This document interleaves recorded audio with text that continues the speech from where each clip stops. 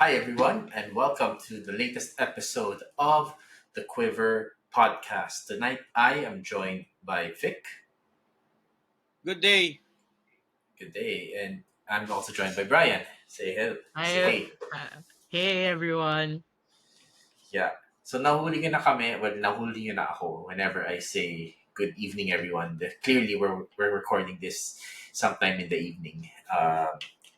That's why Willie doesn't join us because he's doing something in the evening.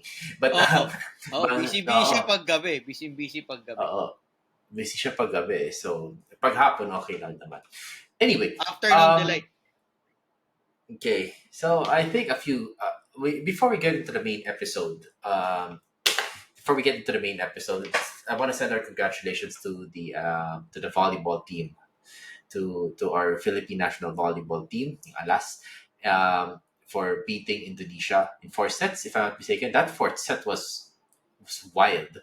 But we have some very solid Lasallian representation over there. And of course, we'd like to send our congratulations to the team that is competing.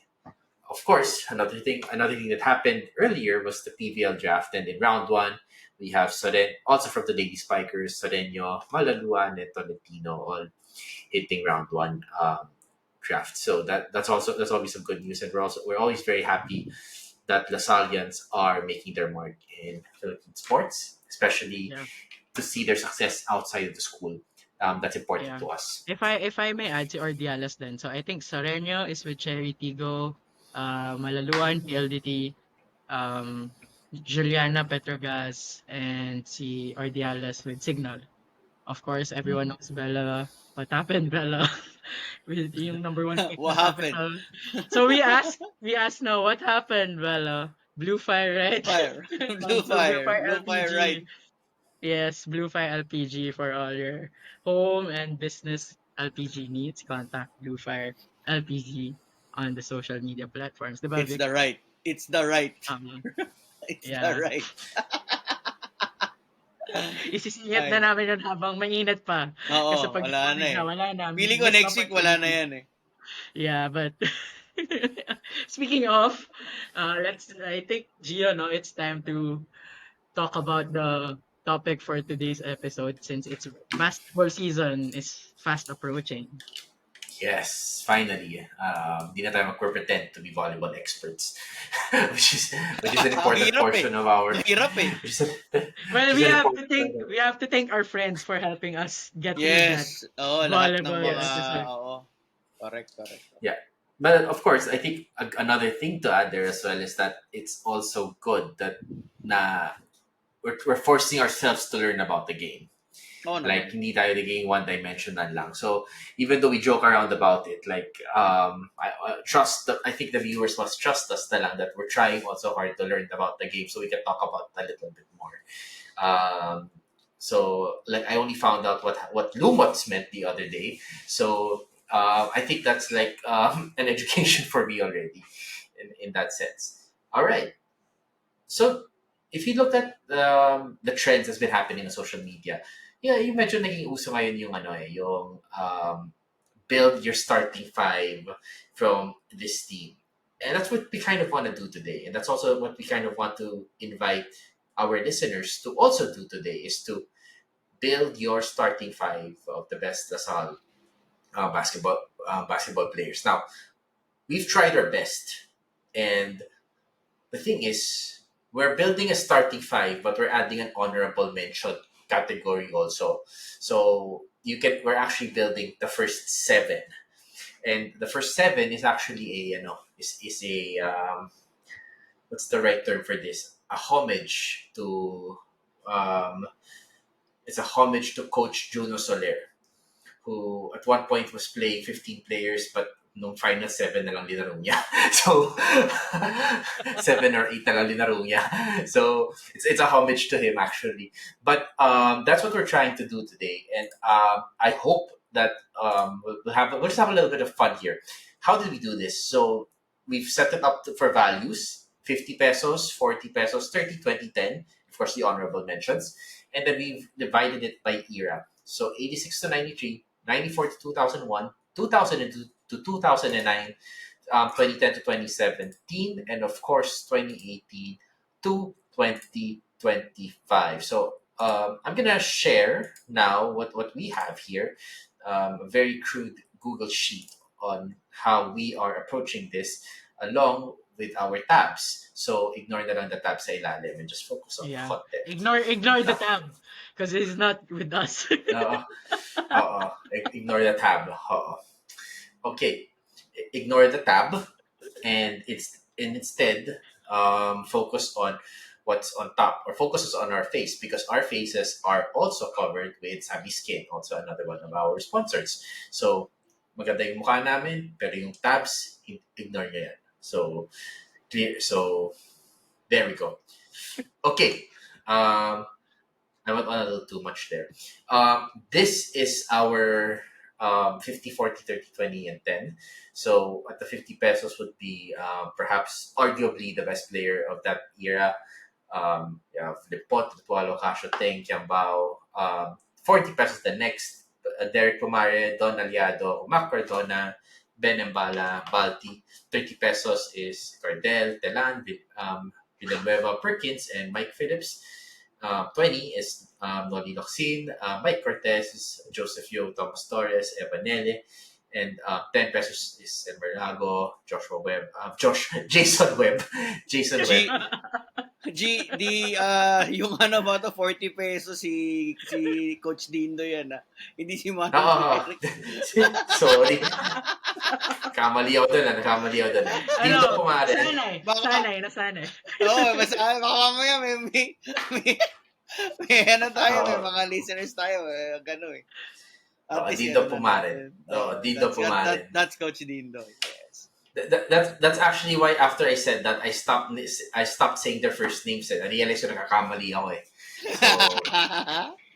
So, Kasi Curtin and I baka masabi mo Jacob Cortez Jacob agad. Cortez. you know. So, yeah, Jason Webb, Rico Meyerhofer, Almond, and maybe Jane Sereno. Oh. Joke lang. Encho Serrano. Baby Jean Serrano.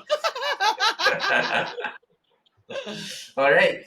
Okay. How is this gonna work? So I get the first pick, and then Vic gets the next, then Brian, and then we rotate that way. It's Vic, Brian, Gio, Vic, etc., etc., and we'll just do that up until basically everyone has been selected here. So now over here, I'm just going to quickly write down. Sorry, Gio, Vic, and Brian, and what their round one pick is. So we'll be able to, at least at a high level, know sino from this list will be picked. So are we all ready for this? Wait lang, G, before we start, to enlighten our audience, ang ano natin dito is bawal yung paresang players, no? Tama, di ba? Yes, bawal. Bawal Bawal pares. ang Para may pares ng thrill. player. Sa amin, pero sa comments, syempre, pwede yung mag-submit yung mga watchers and listeners ng kahit ano. Sayo, tatig tatlo lang, para lang fun. Yeah, and we need to end up with 150 pesos. Yes. Yes, that's another thing. We need to end up with 150 pesos. Okay. All right. Sige, I'm gonna start. Okay. Go. All right. Go. So, Gio I start with Kevin Kiambao. Mm. Yeah. So for me, Basic that's already details 50. ba? Or any short description reason behind? No, I mean, I think like look, I really love Casio. I really love Geronte. Actually, I was considering drafting Geronte already, just because of, well, I do have a certain appreciation for those Green Archers. But if you think about like the potential trajectory of Kevin, and I think if Kevin is surrounded by good players, and everyone here are good players, he will really thrive. So medyo excited out to see. I actually don't expect him to be a scorer in this team. I expect him to be an assister, which is what Mhm. caused us to be successful in the rest in our UAP season two seasons ago. Okay, Vic. I'll go with Ren. Yan si Renren. Oh.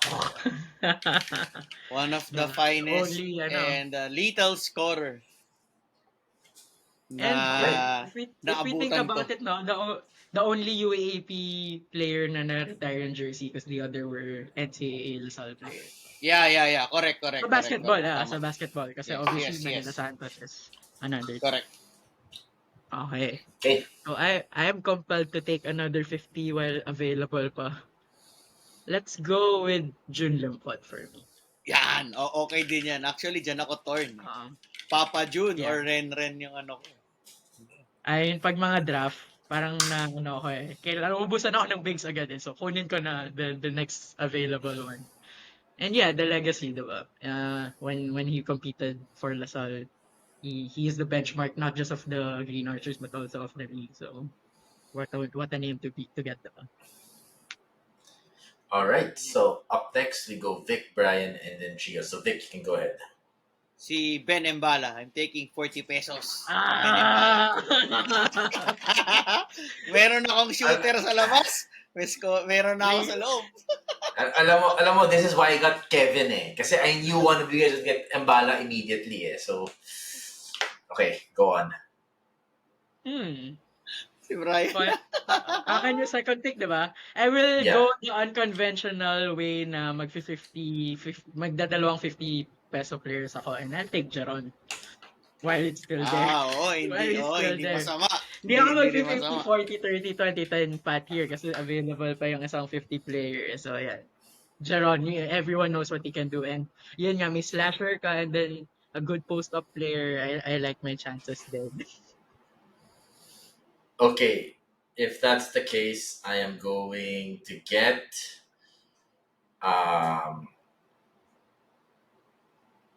siguro I will get sige, I'll go a little bit off here and I'm gonna start with Joseph Yu. Oh, value meal. 20 pesos. No, value meal nga. Value me. Okay, up next. Ako, ang mauna. Yeah. So, if I pick a 30 here, I will only have room to pick dalawang 10. If I pick a 20 peso player, I will still have a room to get another 20 peso player and a 10 peso player. Sige, seeing the quality sa 10, I have to go 20 para may depth. I'll go with Evan Nedler. I think can go well with the players around here. Good facilitator, has range, has that confidence as well. So I think all those three players, not short of confidence, it's a good team to have. Okay. Ako, on my third pick, I am gonna pick Mike Phillips. Wait. No. Wow, hindi Mike Phillips. Ako kasi out of budget eh. Magdadalawang 10 ako if I Mike. Yes, Mike Phillips, yeah. Yan. Di masama yan. Solid na yan. Solid yan. Alam natin yung impact ng Phillips Kiambao combination. Yes. So that in itself, tangible. Itong limpat na letting, medyo magkakaiba sila. So, hindi sila nagpa-aabot. Hypotheticals. Okay, ikaw naman, Vic. Ako, kunin ko si What's Your Flavor? What's Your Flavor, Wow. Cholo Villanueva? Oo, pag hindi mo kinuha si Coach Cholo. Hindi. Biases aside, I need a tall point guard that can play defense and facilitate. So, yan yung ano ko dyan. Yan yung reason ko dyan. Yeah, co-finals MVP with JV Casio. Who's still available, by the way. I mean, kukunin ko din paano si JV kaso out of budget na ako. Yan. Okay. Yeah. Next, is it any surprise that I'm gonna pick Thomas Torres? Siyempre, di na. Favorite yan eh. Favorite yan. Kailangan yan. TT69, guys. TT69. Yan. Yeah. Oo. Okay. So, ilan na lang budget mo? 70? I have 30 to go. 30 ka pa. Yeah, may 30 pa. I have 30 to go, yeah. Which is a good scope, actually. Vic. Okay. Vic next. Ako na. I'm picking at 20 pesos, kunin ko si Noli Locsin. I need a power forward na medyo mobile at the same time can score inside and get those rebounds for me. So, yeah. Kaya kunin ko si Noli Locsin. Ito na, since I have to choose. So I have a point guard, a slasher. Si Teng, I would say is a 3. Limpot would put at a 5. So kailangan ko ng dos or ng 4. I'll well, nakuha na si... I'll take, 100, 120. Si Almond, habang available pa. Almond Bosotos. So I have another shooter there. And Almond also a good combo guard during his time sa Lasal. Not our primary ball handler, but can do the job to relieve some of the pressure sa other ball handlers natin. Good on defense too. Okay, ako. Si Vic yung fifth pick. Yeah, Ako na? Vic. Last Oo. for the 10 pesos. Oh god.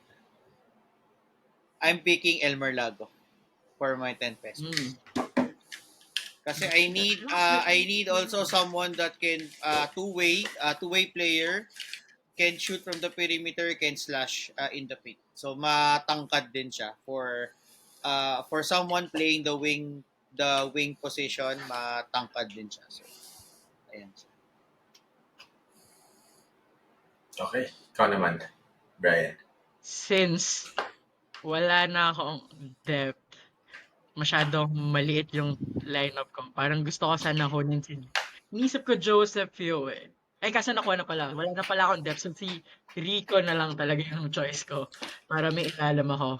I mean, Oh, Brian, budget correct. so, Correct, kulang correct. pa ako eh. I mean, hindi ako umabot. But 140 at least. Hindi sumobra. May budget pa ako. Kasi, parang, ito na yung fit eh, roster-wise. And Rico is a good hustle player. So, it would fit well. And yun nga, walang hindi mayabang sa team na to in a good way. It's a really maangas na team and that's what you want. I like this team. Okay. Ako, for the last pick in the DLSU hypothetical draft, I picked Mark Telan. Ooh. Oh, Mark Telan. I mean, I'm surprised he's still here, 2-time MVP.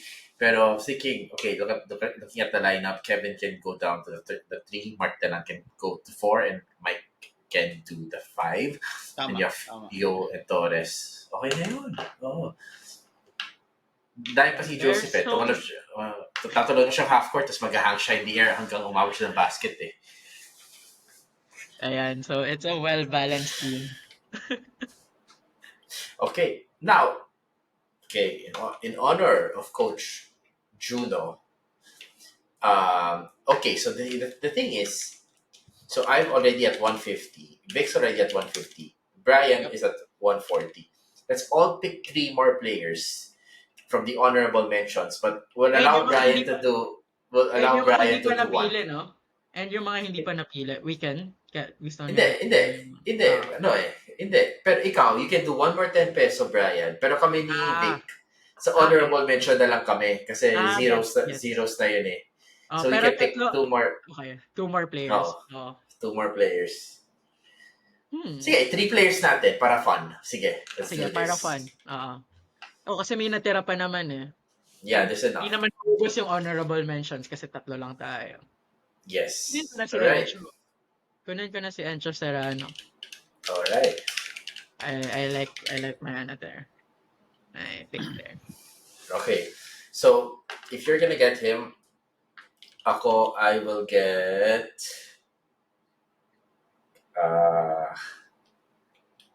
Karakot.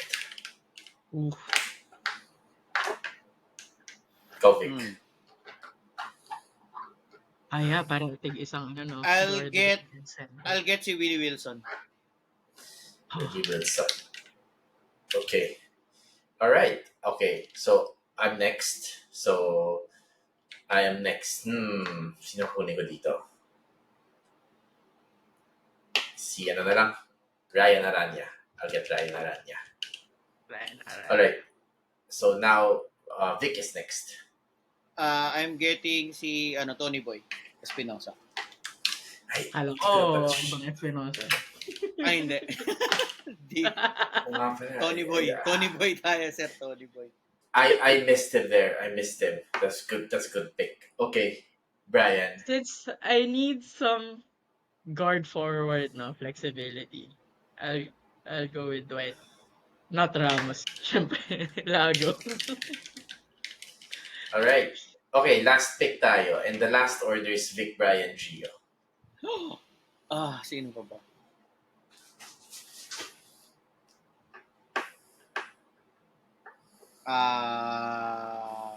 I'll pick si Kib. Si Kib. Tango.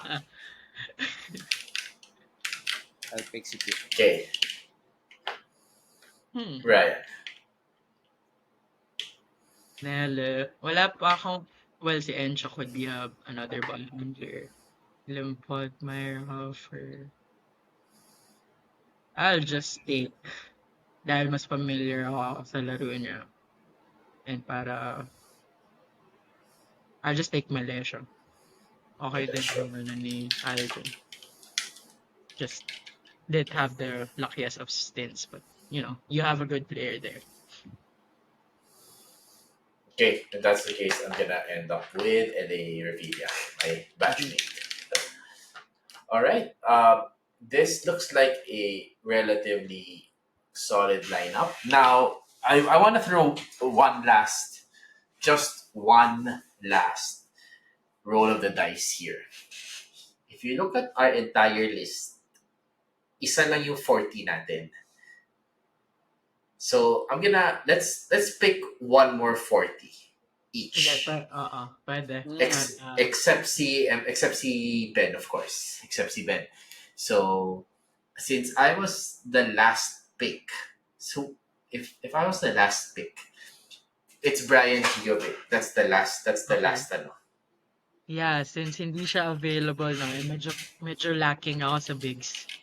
And Balti is there. I'll take Balti. Okay. Okay, ikaw naman, Vic. I'm picking I'm picking Donald Yadon.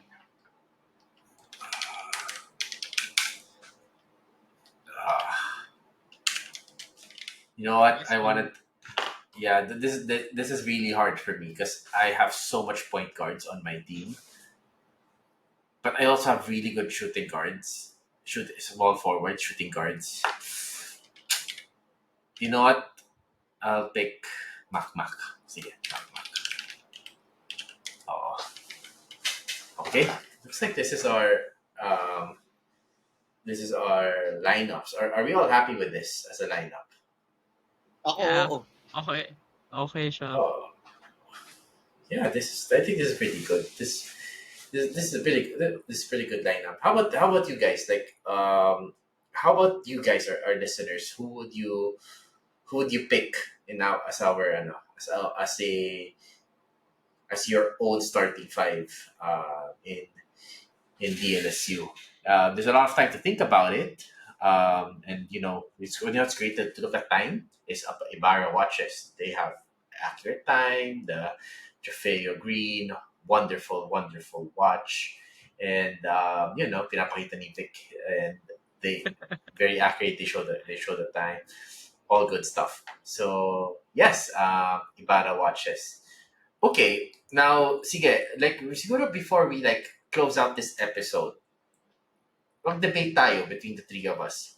Who do we think wins this game? Mhm. Sige, gawin Hard- natin parang round It's a hard robin question. style. So Gio versus Vic muna, and then Vic versus Brian, then Brian versus Gio. It's hard. It's a hard question. Ang hirap. Although, Ang hirap i-predict nito. Pero let's Hirap stick with the talaga. starting five lang. Let's stick with the starting Yeah, five. yeah. Kahit yung starting five, ang hirap eh. Kasi Sige, we'll let's never say- know how nga. this How they pans will out. play. Pero at least, let's see how it matches up. Sige. Let's like a fun, hypotheticals. Like, fun what ifs. Since we never see them naman play together. Sige, Gio-Vic match up muna. So, it's putting Joseph Yo and Thomas Torres backcourt versus Aretualo and sino iba Cholo. backcourt mo dito? Si Cholo, no? Yeah. Yeah. So from Cholo, ang how backcourt do ko we is win Cholo it? Renren, small forward si Elmer, power forward ko si Oo. Noli, then center ko si Ben. Okay.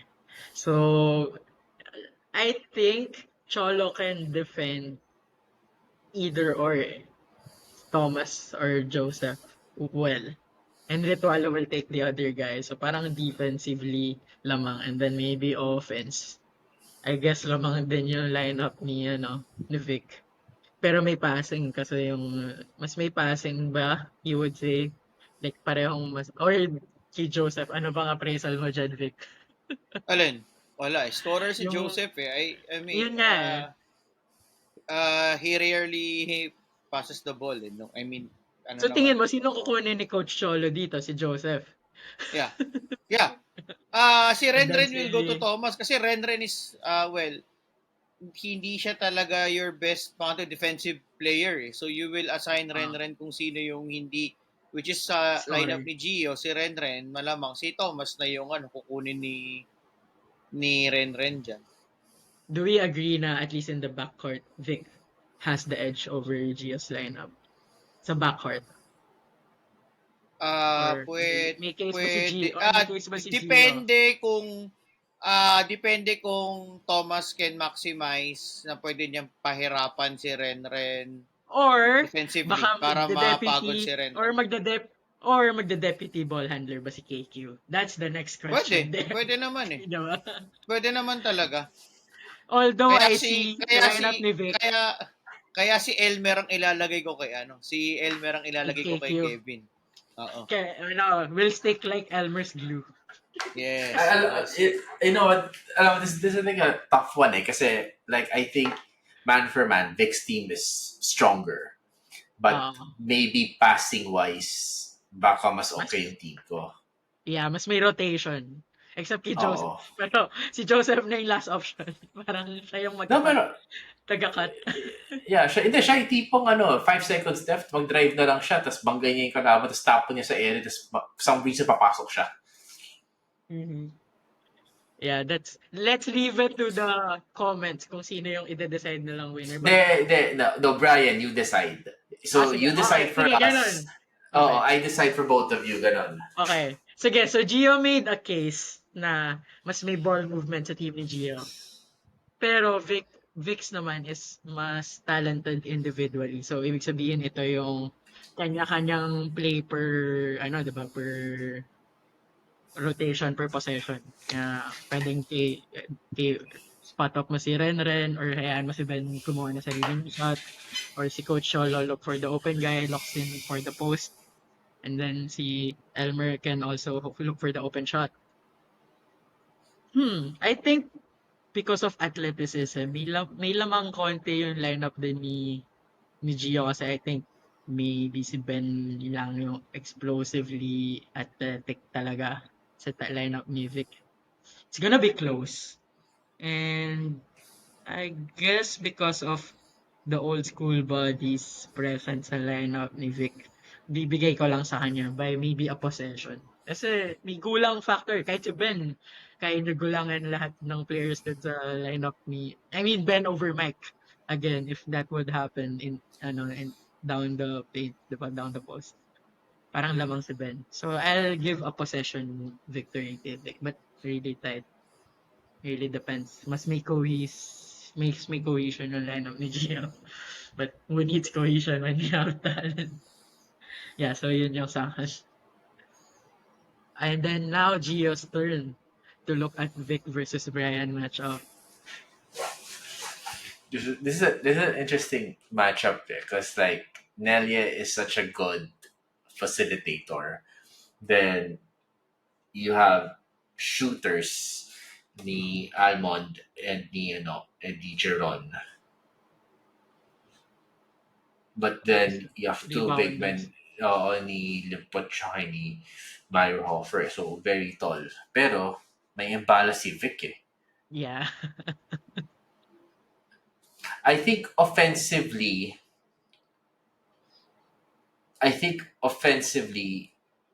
Vic might be a little bit stronger here. Although defense, pero depende rin eh. Like kung one-on-one usapan natin, I think Brian's team will win eh. One-on-one plays ha. Oo, si Like Japan Teng, pa lang. oh, Teng pa lang versus anyone eh, no? Ano? Mm. And then Limpot down the post. Oo, lipot down the Against post eh, no? Probably Loxin ba kukuha sa kanya?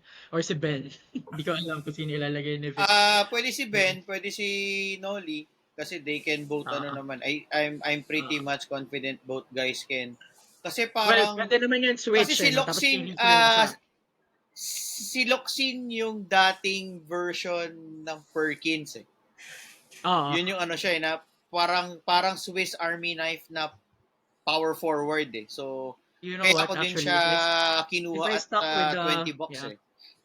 Yeah, if I stuck with the 50 to 10 ladder, Perkins definitely had a place there kasi walang kumuha sa atin sa kanya. Pero wala eh, na-attempt ako ng dalawang 50 players. So I guess, Mhm. so Gio, who would you pick? Like, I think Vic's team will win here. I think so Vic's team will win. undisputed na. So now, it's Vic's Oo. turn to assess who will finish second sa rotate, sa lineup. Sige. Gio Brian,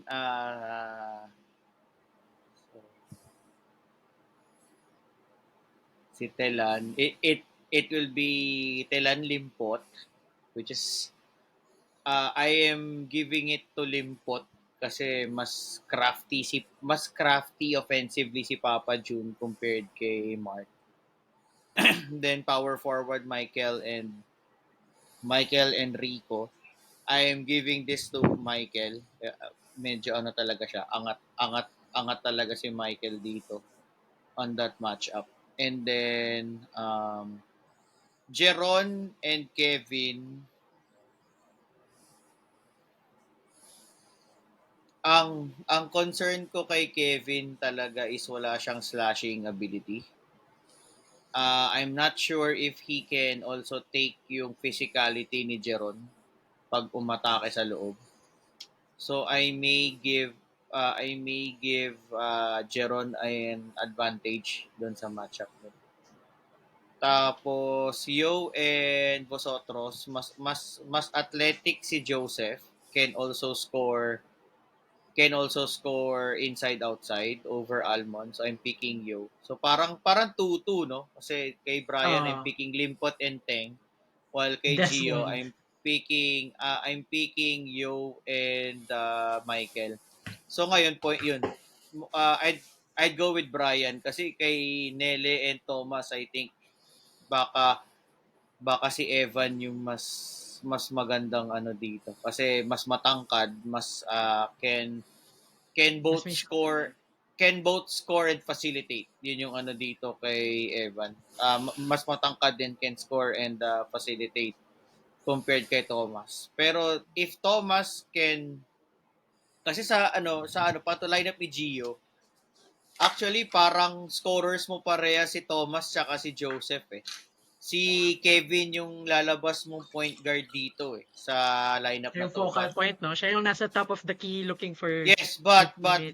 ang concern ko dito with Kevin yun nga, how can he create kung wala siyang slashing ability? So more of para siyang high post guy siya dapat. So para makapag-create siya dapat nasa high post siya pero yun medyo ano siya. So I think I'm giving Brian's team a slight advantage over kay Gio kasi it will all boil down depende kung saan maglalaro si Kevin on this piece. Yun yung ano ko dito. Okay. Yun yung crucial. Okay. All right. So I think that wraps up our episode for today. Pero maganda. Ang ano talaga, Yeah. medyo mahirap No, siya we're talking about pag-isipan. talking Alam about ko fine ano eh. margins here. Yeah, may nag-submit ng lineup ata. Si Ferdinand, si Bater Malabe, si Regent Lee. Si Willie Hey, Overton. yo, Ferdinand's the coach of the under-16 sa LSGH, ah. Medyo Yup. nagulat ako kanina eh. I saw him. Yeah. I know that Yeah. guy. Yeah. Yeah, I know that Laying guy. the Yeah. foundations already.